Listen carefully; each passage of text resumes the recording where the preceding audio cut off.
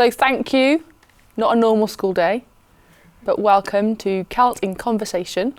And the concept of this conversation is for you to share your experiences and journeys into teaching with an idea of inspiring other people that are thinking about taking the plunge.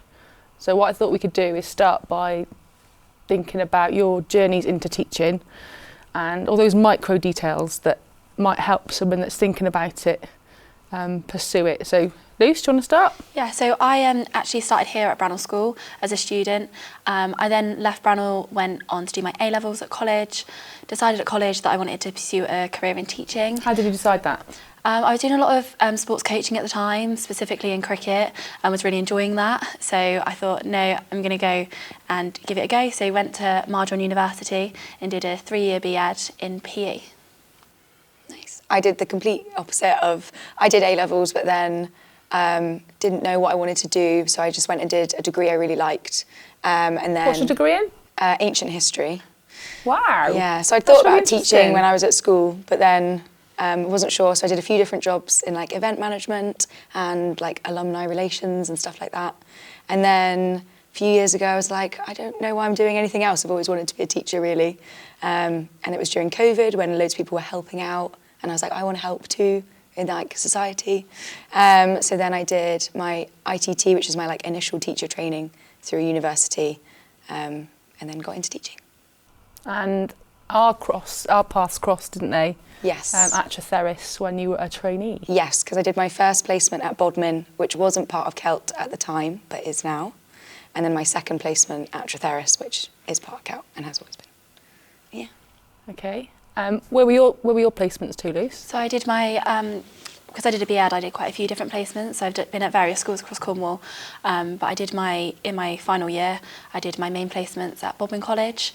I did a placement there September to Christmas and then came back for the summer term. So you've both been trainees in the schools where you are now ECTs. So how does that experience compare from being a trainee there and now being an ECT?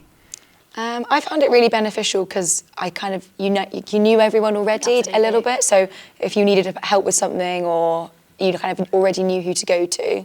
And it's just nice. Some of the kids knew you as well because you taught them when you were training. So some of them, like I've known some of them for 3 years now, and that's really nice.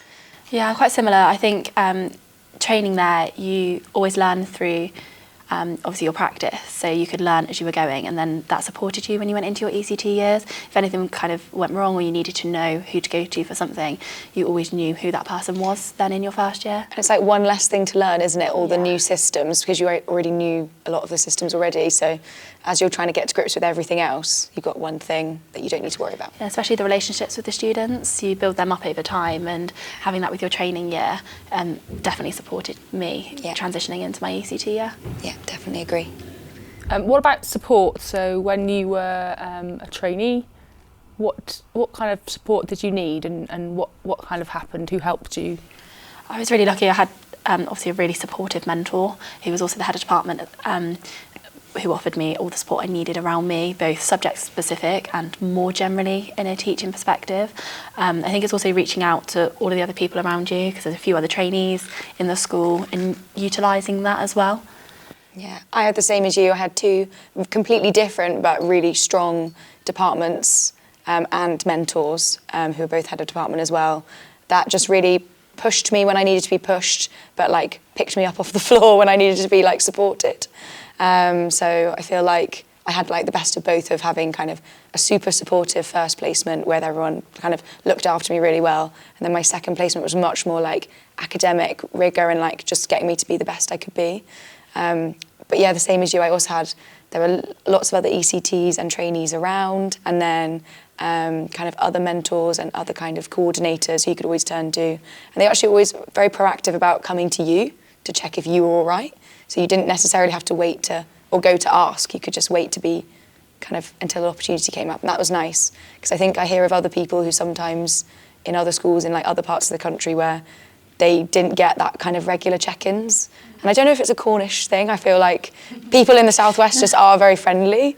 Like having lived away before, like it is a different vibe of person. Yeah, so I felt really similar actually. And kind of wherever you turned, there was that support network, especially teaching a few different subjects that I had lots of different departments that were more than happy to chip in and support you from different angles, whether it's admin team, senior leadership team, departmental, and that support network. And even people who like don't know you will stop you in the staff room and see that maybe you're feeling a bit wobbly or whatever. And they were like, I had it once where I was feeling a bit wobbly and I had like 3 people who I'd never met before just stop their days, even though they must have been so busy, and just give me a little pep talk. And it was so nice. And I still to this day don't know their names because like, they weren't there when I came back to Bodmin. But yeah, I felt very lucky that day. Yeah, and sometimes if you've like had an incident with a particular child or a particular group, it's really nice to know that you've got that support network. If someone's seen something, been like, oh, I've tried this, why didn't you give this a go?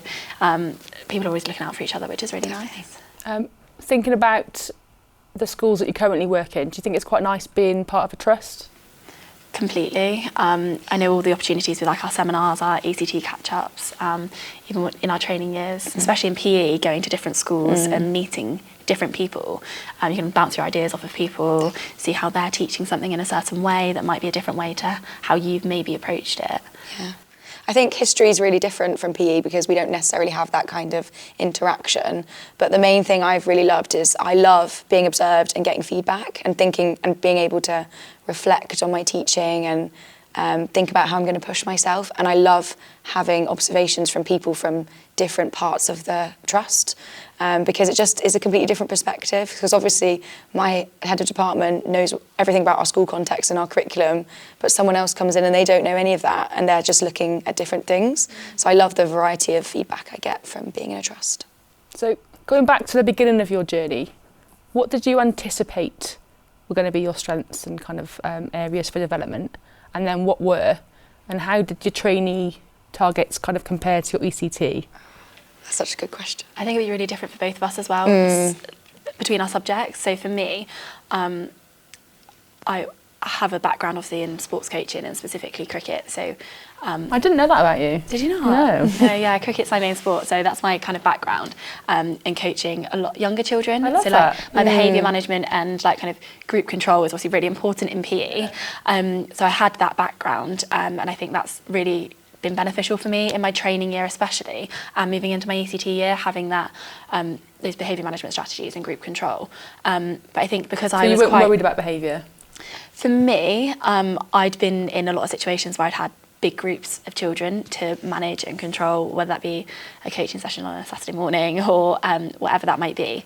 Mine was more because I was quite specifically cricket and hockey, that my subject knowledge I really needed to expand in my training year. So having the opportunity to go and observe different people in the department, and whether that was one of the male PE teachers teaching rugby to year 11 boys, going out and seeing that really helped to broaden my subject knowledge and get that as wide as possible, to the point where I'm now able to teach rugby to year 11s. And thinking into like this year, now your ECT year, have those targets changed, or so what are you working on now? Yeah, so at the minute I'm working on more so like probably my adaptive teaching. I've experienced a few trickier groups, especially teaching geography. We were discussing this on the way here. That has been something that I'm now working on a lot more, especially being classroom based, which has been really interesting, and being able to see other people and how they deal with like the same group or the same sort of characters. It must be so good to get those 2 different skills down there, because the PE is so practical normally, and then and it'd be nice for you to go and experience like practical, wouldn't it? Because it's such a different skill set needed. What about you, Al? I think the thing I was least worried about was I've always been very academic, so I wasn't particularly worried about even though my subject knowledge was quite limited because I'd been out of university for quite a few years and I didn't do a pure history degree, so lots of the subject knowledge I had from my degree wasn't relevant to modern curriculums. I knew I'd be able to broaden that quite easily because I've always been quite a wide reader and things like that. So I wasn't particularly worried about the academic side of it, nor was I that worried about kind of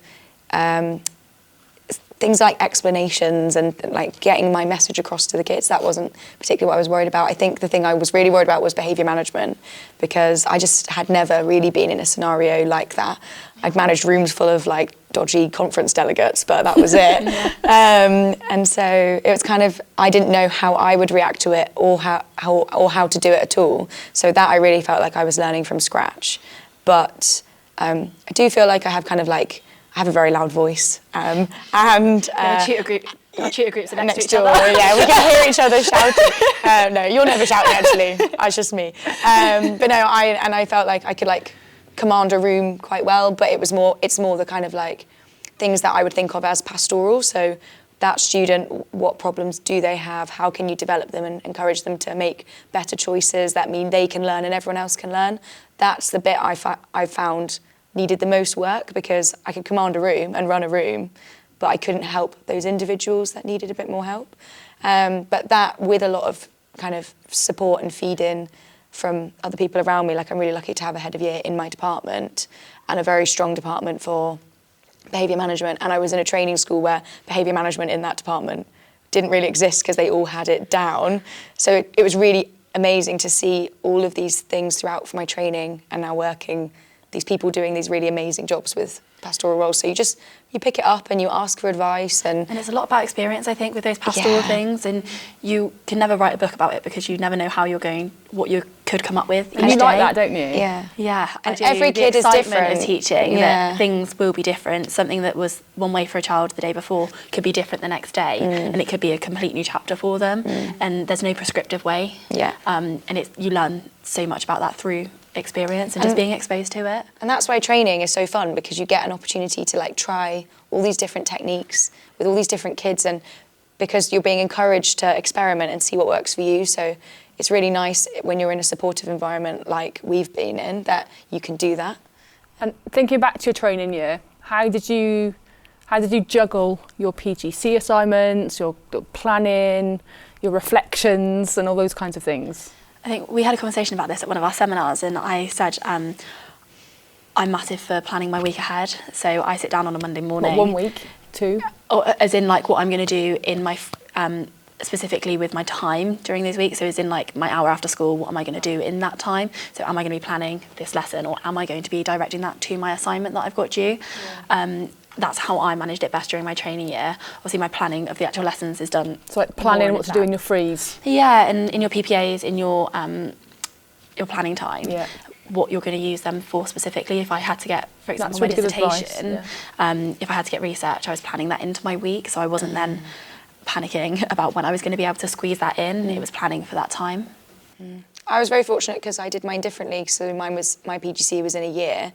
So we had like a term at university, which was where we did lots of the academic stuff. So lots of our assignments were kind of out of the way by the time we started teaching. But then we had other things to do alongside it. So lots of paperwork. Now I look back, I think, wow, we had so much free time. So it was actually fine. It's just about knowing how to prioritise and maybe when you can say and get it done, so that it takes the pressure off of your weekend or your holidays. That's like, it's just prioritising what's important when, and kind of being efficient with your time. I remember you and I used to have, you had loads of conversations with us about efficiency and like, do you need to sit there for 10 minutes and scroll, or can you just get it done? And I was saying to you the other day, wasn't I, it's amazing how much you can do in 12 minutes. Yeah. Like when I look at the clock and I'm like, I've got 12 minutes till the end of break, now I realise how much you can fit in. So it's just making sure that you're super efficient, I think, which comes with practice. The next question is about, what do you wish you'd known then that you know now about being a trainee? I think for me it's balance. Like, life is about balance, especially going through university and the route that I took with my BEd, having all of those assignments to do, planning to do, ready for the week ahead at school, but also realising you are human, you need to prioritise the things that you want to do as well. So it's prioritising your week. You might have to spend some part of your evening doing a little bit of planning, but what are you going to do after that planning? Making sure that you're not just living at home doing nothing in your evening. You're picking the things that you want to do with your time, whether that's a sport, whether that's going on a walk, getting out with your friends, making sure you prioritise those things as well and managing that workload. And I think building on from that, the thing about teaching and being a trainee is there's always more that you can do. Yeah. You're never ever finished. So the thing I tell myself is I would say to myself, you are never going to be finished. You can always do more. You can always be better. You can always be added onto that actually, list. there is a limit to how much you can do mentally and for your own well-being. So maybe you should consider, how much can I do so I can fit in my sport and my running and my social time and my like rotting time as well. And it's like, what are your expectations for yourself, and how can you achieve them, and what's reasonable? Don't let the other things that are so important to you slip. Yeah. So whether that's just whatever that might be, sport, knitting, whatever it is. And I think school, especially when you're training, because you want to be really keen and you want to be really positive, people will ask you if you want to get involved in things, and it's great too, and you should. But like sometimes you have to decide if you can. Yeah. And I think learn to say no. Yeah, learning to say no, and respectfully and politely and appreciatively, but like, and knowing why you're saying no or why you're saying yes to something. So I got really involved in Duke of Edinburgh and 10 Tools training when I was training, because I love being outdoors, and that sort of, for me, it wasn't like working. It was like being outside and doing what I was going to be doing in my free time. So for me, that was like great, because it didn't feel like it kind of, I always think about my cup, you know, when you say like you need to go and fill your cup, being on D&V will fill my cup just as much as not doing anything school related. So I'm glad I got involved in that, because it set me up well. Now that I actually do work at one of the schools I trained at, it really set me up well to kind of get involved in that as a ECT. So I thought we could just share a few of our proudest moments. So this could be from your training year, could be from your ECT year, but would you like to share your proudest moments so far? Yeah. It's so hard to pick when people ask this question all the time, don't they? It's really hard to pick, because I feel like I have a proudest moment every day. But I think the one that always sticks out in my brain is at the end of my ECT year 1, I got observed by someone who'd never seen me teach before for my kind of big feedback moment, and he stayed for, I think, like 45 minutes of the lesson, which is definitely one of the longest observations I'd ever had. And then in the feedback was just super duper positive, but there was this one line where he said, "You're a bloomin' good teacher." And I've just always like carried that through. And it was someone I really respected who gave me that feedback. So, I just felt super proud that day. It's always nice to be told that as well, isn't it? Yeah, It's sometimes nothing better than getting that. Yeah. I think for me, it's kind of happened over my training year and then into my ECT 1. I had a group of students in my training year who were kind of PE refusers, didn't want to get involved with PE, forgetting kit, not wanting to bring kit, not wanting to get engaged in sport at all. And then it's been a hard uphill battle, but the success is now remembering kit every lesson, wanting to be engaged, attending netball club. And that was never something that would have been even on her radar at all. And then we took this student to the Cornwall School Games a few weeks ago, and she's come back absolutely glowing and been like, Miss, I've been selected to go to the Cornwall School Games. And I'm like, good, you deserve it so much. And seeing that transition from one end of the spectrum to the other, and seeing her get that huge enjoyment out of sport was an absolute massive win for me. And I know the student that you're talking about, and you can see it in her normal lessons, like in the way she is in her history lessons, is amazing. Is just grown so much. So should be really proud of that. Oh, it's a bit like how I feel about you guys, really, when I meet you as trainees and then you kind of progress through. There's head teachers in both of you. So that's how I feel. Yeah. That was that we had a little vote at the end of our PGCE year, and I got most likely to be a head teacher. Did you? I can see that. Yeah, it's so funny, isn't it? A little Google. Did you as well? We were all guessing everyone. I was guessing every single person in the room. I was like, "There's no one left," and they were like, "It's you." You know. We were just saying how different we are, but yeah, there you go. Maybe CELT in conversation, episode 100 will be you guys sat back in those chairs being head teachers. That'd be nice. Properly full circle. Scary. Feels a long way away. Okay, and the last question, we've done lots of kind of looking back, but kind of looking forward, where do you see yourself in the future? Like kind of what career path, or what really interests you now that you think you might like to kind of grab hold of and run with? The pastoral side of teaching for me. I knew you were going to say that. Really exciting. I love the unexpectedness of it. I love the things you never know what you're going to get that day, and that for me is really, really exciting and really, really interesting. What have you started to do already that is kind of preparing you for that? Yeah, so I've obviously as part of my in some of my ECT self-studies time at the moment, I've been working with the head of year, the current head of year 7. I've been supporting with the behaviour team as and when I can, just to see that side of it. I also with my tutor group, have really ensured that I have a strong relationship with their parents and what's going on at home for them, which I think has been a big priority for me, and this year especially, to hopefully investigate that further going forward. I couldn't be more different. I love my tutor group, and I love helping obviously students. That's why you go into teaching, isn't it? But for me, I think if you'd asked me when I was training, I really had no idea. And now that I am more into it, all I want to do is curriculum and curriculum design, and at the moment it's all kind of history focused, but I'd love to expand it out and think about other threads of the curriculum. I think that's what really interests me. And I think we've been really lucky because I've been really lucky because I've always been encouraged to think widely about curriculum. When I was training at Trainee, I spent lots of time planning brand new units of work that they were kind of adding in or adding back in. And I got lots of kind of one-to-one support with like really brilliant subject specialists.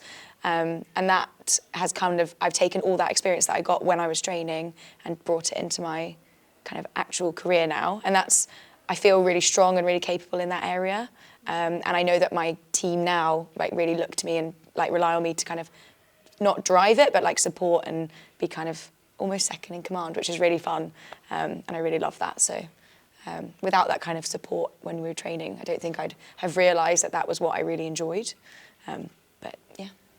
Yeah, I think as well, like from a piece perspective this year, we've changed our curriculum a bit in the last couple of years at Bodmin. So I was there when they were just changing over to what's called a concept curriculum, which is really interesting. And I did a lot of research on that when I was in my final year at university, and I found it really interesting from a subject, like you said, curriculum side of things, where PE is moving and getting how important engagement is from students and how you can get them active for as long as possible. But again, for me, that ties in pastorally as well, that they are getting that from both sides of the water. I think the future's bright, guys. Fingers crossed. Hopefully. Thank you so much. Hopefully you'll inspire even more people to join the profession. It's been fun. It's always nice to talk about teaching, isn't definitely. it? That's how I know I'm a nerd. You talk about it very well, yeah. Doing the right job. I love it. Thank you.